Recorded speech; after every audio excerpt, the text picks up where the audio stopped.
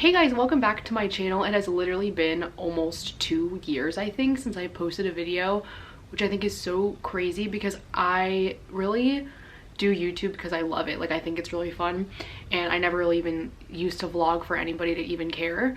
I just vlogged to like have the memories, and I still look back on my YouTube and look at old videos and love looking back at the edited, like, I don't know, the fun memories of high school and like even COVID. Like, having those diaries that I did was just like so fun, and to look back on them and also know that like people did watch those videos and did comment on them was like so fun. There are some videos that I actually kind of like want to go back and revisit how I did them and talk more about like what I know now, I guess, because they were when I was like a little bit younger, but things have definitely changed dramatically. Last time we talked, we were like in the middle, oh, I guess we weren't in the middle of the pandemic, but I hadn't even like moved out of my parents' house. We were like still living in my parents' basement, and to think like that was only a year and a half ago is crazy. I'm sitting on the floor of our second house we've lived in together. We moved into an apartment shortly after my last video went up, actually. That was for a year we lived there, and now we're in a townhouse. So it's just crazy to think about like all these things that have happened. Alex, I guess he was already working. He had just started working. I was like not even graduated yet from community college after I left UMW, I think. Like, crazy stuff. I'm finishing up my degree in elementary education here in May. I'll graduate. We got engaged in June of this year, and we're getting married next October. So I think it's just like crazy that I don't know, that I've had this channel for that long and people actually are now like watching it a little bit. But it's a couple days after Christmas, and I wanted to come back, say hi, and do a video for you guys. So we're gonna talk about my 2023 reading, the books I read, and what my goal was and all of that. So my original goal was to read 23 books in 2023. Last year I read 22 books in 2022, so I wanted to keep going up. I think it was not the most realistic goal just because I was not taking a full load of classes, and it was like, I don't know. Yeah, I think I was taking like 2 classes my first semester at Maryland, and now like my second I took like 3 or 4. I wasn't taking like a full course load, and now I'm doing an internship and a full course load. So I had to adjust my goal. In August I adjusted my goal from 23 to 17. I actually don't know how I came up with that number. It was like an arbitrary number that I came up with, but it worked, and I beat my goal, or reached my goal rather, with like a week to spare. I don't know how. Like, I watch Haley Pham and like Destiny Sidwell and Sarah Caroli, and like how they read like hundreds of books a year. I don't know how people do that. I don't understand that.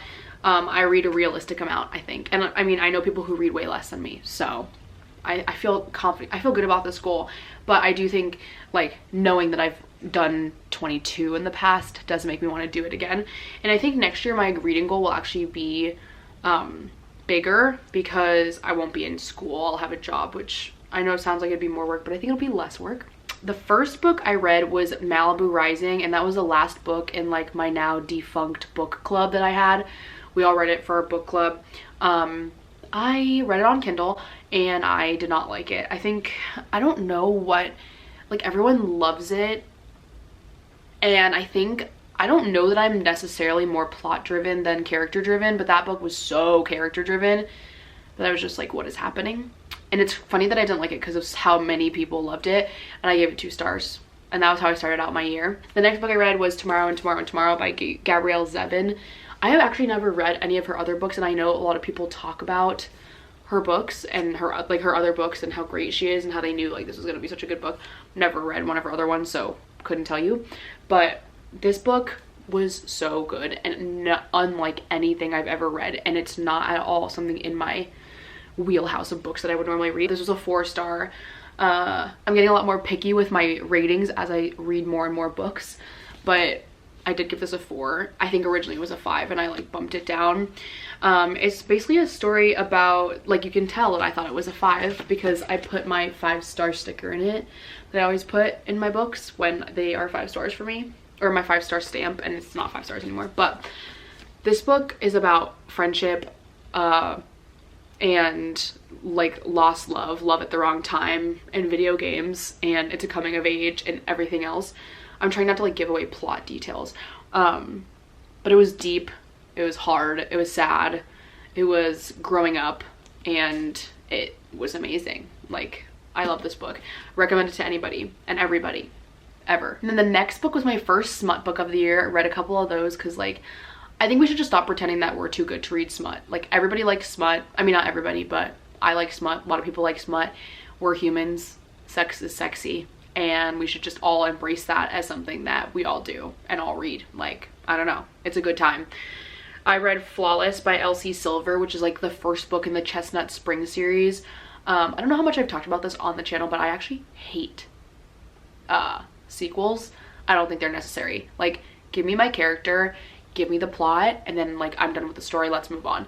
So I haven't read any of the other ones, and I don't plan on it. The first one was great, but I'm like not interested in reading anything about the other characters, if that makes sense. Like, I'm just like not into it.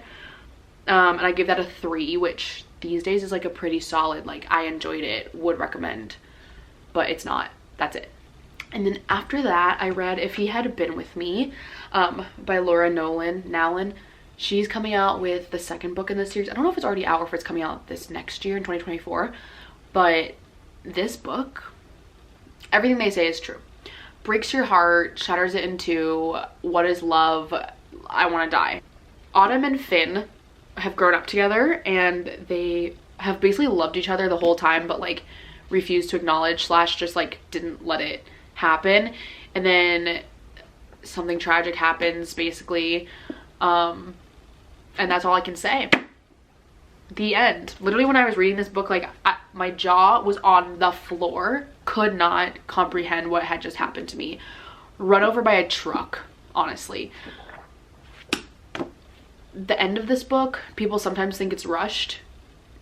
I agree it's rushed, but also it just adds to like factor. Like, this book, read it and let me know. I'll pay for your therapy after. Then I actually read a classic, The Great Gatsby. My fiance loves this book. This is his favorite book, and he does not read, and it's all he talks about. He's like, this is my favorite book, I love it so much. Like, he will not shut up about this book. And so I was like, if he thinks it's great, then it must be good, because like, this is impossible that he's read a single book. It's a short one. I hated this book. It's bad. I don't get it. Alex is like, you just don't understand the metaphor. I'm like, okay, I admit that. This was awful. The end. The next book I read was The Lifeguards by Amanda Iyer Ward. I guess she wrote The Jet Setters. I've never read that book. This one was on like one of the tables in the middle of Barnes & Noble, and I picked it up. It's about a town in Texas, and a crime happens, and it's basically these parents trying to figure out like if it was their kid, and blah blah blah. Did it have potential? Maybe. Did it have, I don't know really what it had, but it was rushed. Like, any plot that could have been a plot just was like, let's just move straight through. It was so fast, even though it was like really long, and I hated it. Not hated it. I gave it a 2 stars. But I can't even remember the characters' names. Nothing about it stuck with me. Like, it's a book I read, and I actually, when I was prepping to make this video, I forgot that it was this year that I had read that book. And then I read The Kitchen Front by Jennifer Ryan. This book is so incredible. I follow this booktuber, Heather. Her channel's Bookables. She's a mom, and so I feel like a lot of times I'm like, oh, she's like, I don't know, she likes baking books and stuff, which is not what I like, but I don't always listen to her recommendations, but I did on this one. And this is a World War II cooking show in a book, and these women are all competing to win by cooking with their rations that they get from the government. And it sounds so dumb, but I am upset. Like, it was so good. I love this book. 4 stars. Like, I gave it a 4. It's moving. It's got a little bit of love in it. It's about women and empowerment, and I don't know, smart women beating stigmas while also participating in a stigma, which is that women cook. I would recommend this book time and time again. I love it a lot. And then after that, Emily Henry graced us with her yearly installment of amazingness. I've read every single book by her. Her grocery list is something that I would love to read. Like anything Emily Henry, add to cart immediately. I pre-order all her books. In fact, I pre-ordered her next one that's coming out next spring. This was not one of my favorite books, and it's kind of funny because I think Emily Henry's just one of those people, like all of her books have to be a 4 for me regardless, but this is not a heavy 4. This is like could have been a 3.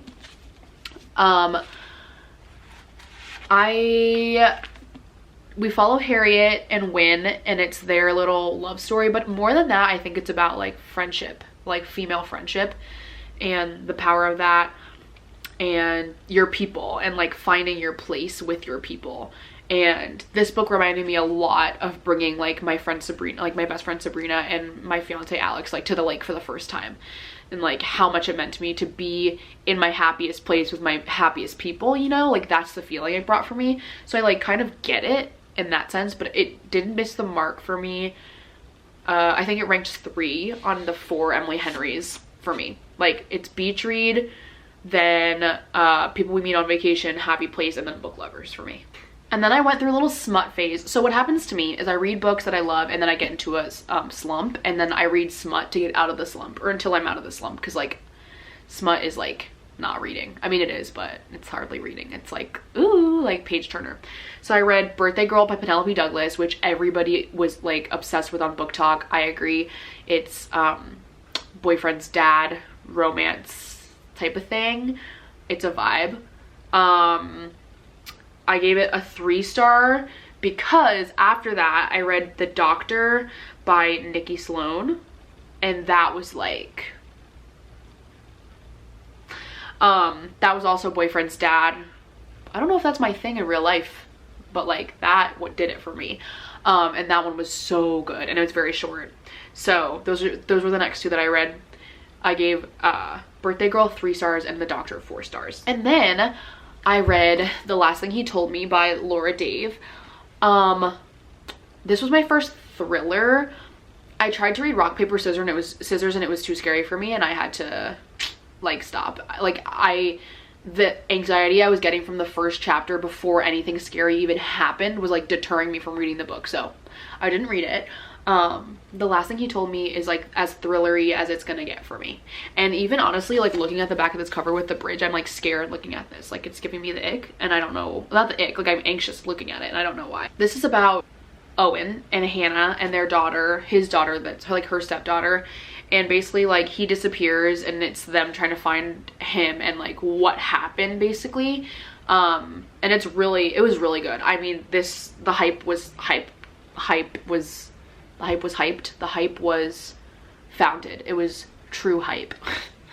I gave it a 3 stars, which honestly I think like 3 stars gets a bad reputation from people, but 3 stars, this is like a very solid 3 stars for me. 3.5. If I could do halves on Goodreads, it would be a 3.5. It was great. It was gripping. It was a page turner. I read it on audio. I listened to it on audio and I read it, and obsessed with this book. Like it was so good. It had me more intrigued about thrillers, and so I have a couple more that I'm planning to read next year. And then after The Last Thing He Told Me, I read Little Fires Everywhere by Celeste Ng. This book is actually set in Shaker Heights, Ohio, which is where my dad grew up and where a lot of my family still lives. So it was very fun like listening to like them talk about landmarks and stuff that I've been to, because my grandmother lives there, or she did live there for a long time. And my best friend Aaron, who is a literary, like he is peak literary like reviewer. Like if there's anyone in the world who's reading like, you know, just a masterwork of our generation, it's him. This is his 5-star book. He loves this book. I hated it. I don't understand. Like I think it touched on like a topic. I read books to escape. This was not escapism. Like it was trying to be too much. Aaron hates me for saying that, but this I think I gave it 2 stars. And then I read The Guncle by Stephen Rowley. This book was hyped up a couple years ago. I actually have a signed copy, which is the only reason I didn't get rid of it. This book had the potential, right? It's like so fun. Patrick is the uncle, the gay uncle, and his best friend dies, who's this girl who married his brother. So his sister-in-law dies, and he takes his niece and nephew for the summer, and it's basically about him like learning how to be a dad and doing all this fun stuff. It has the potential. Like, it was such a cute plot, but I don't know. This is my first book from him, so I don't know if this is like something that happens a lot, but I did not like it. Not at all. Like, not one bit. No. Like, I think I gave it a 3, which this would be a 2.5. 2.75 maybe. The writing was good, but like the plot was not deep enough. It was like, I don't know, everything was just kind of skated over a lot, I felt like. And then I read probably my most anticipated read of the year, A Court of Thorns and Roses. Sabrina, my best friend Sabrina, is obsessed with this book. Like, this series might be her actual child. It lives rent-free in her head. It's her Roman Empire. It's all she can think about. So I gave it my shot, and I gave it a 4. That's big for me. A 4 is big for me for this, because it's like fantasy and also nothing I would read. Literally nothing about this is something I would read. I think this is supposed to be a Beauty and the Beast retelling, and it starts out as kind of like a more YA fantasy, but I'm in the second book and it is not that anymore. But this is the only series that I will be reading like in its entirety, because I couldn't just stop with this. Like, it's a series, but I don't read sequels, if that makes sense. Like, I'm not going to read about another character in a romance book and his romance. Like, I'm going to read this because it's a series, you know? This is Feyre. We follow Feyre, and she basically kills a wolf in the forest that turns out to actually be like a fantastical creature. And how do I like even sum this up? I feel like everyone knows, but she has to then, because she killed this fantastical creature, she has to then repay the High Fae, the guy that she killed, essentially, by giving the rest of her life to go live in the fairy realms of Prythian, I guess. I feel like I'm saying this all wrong. So this book follows that journey and her love with a certain character, and then now I'm in the second one, and I am not gonna look at anybody say anything else. This is for you to figure out, baby doll. And then I read Pineapple Street. That book was also highly hyped. I actually listened to it and read it by Jenny Jackson. I have the physical copy, but I lent it out to my friend, so I don't have it with me. I loved it. That was a 4-star book for me. It was definitely not a 5, because I think about my 5-star books, like Where the Crawdads Sing and Lessons in Chemistry, and it certainly wasn't that, but 4.5 stars. I loved it so much. We follow this family that lives on Pineapple Street, which is a street in Brooklyn, and basically it's all about a WASP family, like a through and through white Anglo-Saxon Protestant family, which is what my dad is. And I just really identified with a lot of the themes in this book, and I absolutely loved it. Like, it was so good. I know it's been getting mixed reviews, but I loved it a lot. And then my 17th book to wrap up the year was Nothing to See Here by Kevin Wilson. I gave this a 4.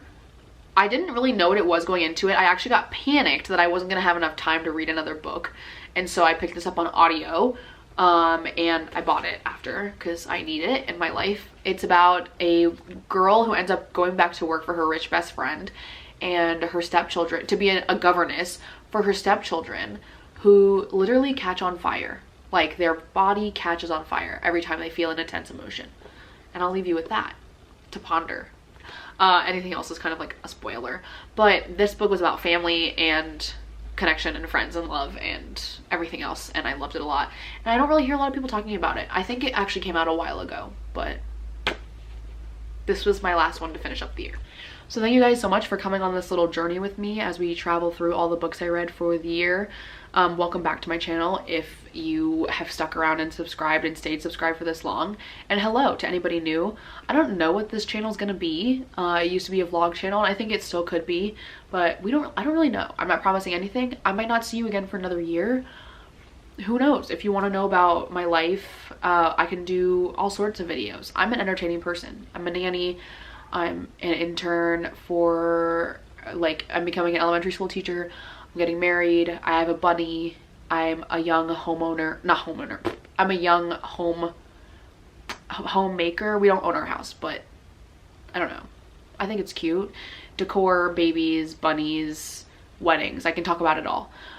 So yeah, let me know what you guys want to see, and thanks for sticking around. Bye guys.